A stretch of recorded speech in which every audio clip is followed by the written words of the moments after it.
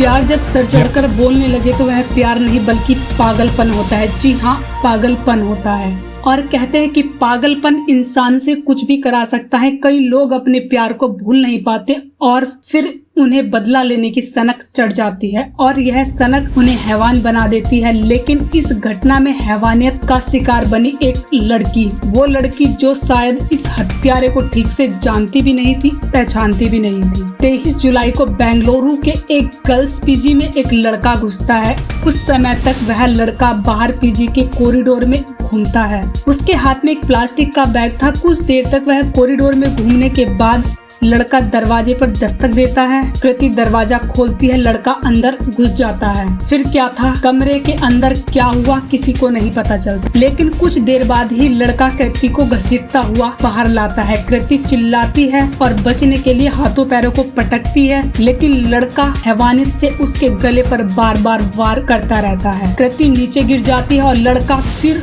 एक के बाद एक उस पर चाकू से वार करता है। थोड़ी देर बाद वह रुक जाता है, देखता है कि कृति जिंदा है या नहीं। कृति की सांसें चल रही थी। फिर वही हैवानियत दोहराता है। इसके बाद कॉरिडोर में एक महिला आती है, कृति को खून से पूरी तरह लथपथ फर्श पर पड़ा देखती है। इसी दौरान लड़का वो फरार हो जाता है। इसके बाद घटना स्थल पर पुलिस को बुलाया जाता है और पुलिस मामले की जांच शुरू करती है। बता दे कि कुल 2 मिनट के अंदर हत्यारे ने कृति को 20 बार चाकू से कौंधा, फिर गला रेतकर फरार हो गया। बीती 23 जुलाई को हुई इस घटना से हर कोई हैरान था। घटना में अब ताजा अपडेट आया है। पुलिस ने आरोपी को गिरफ्तार कर लिया है और उसने कई राज उगले हैं। लेकिन सवाल यह है कि आखिर अभिषेक नाम के उस लड़के ने ऐसा क्यों किया और कृति से उसकी दुश्मनी क्या थी। यह दुश्मनी कृति की हत्या का कारण बन गई। इस हत्या के तार कृति के डायरेक्ट नहीं बल्कि इनडायरेक्ट जुड़े हैं। जी हाँ, दरअसल कृति की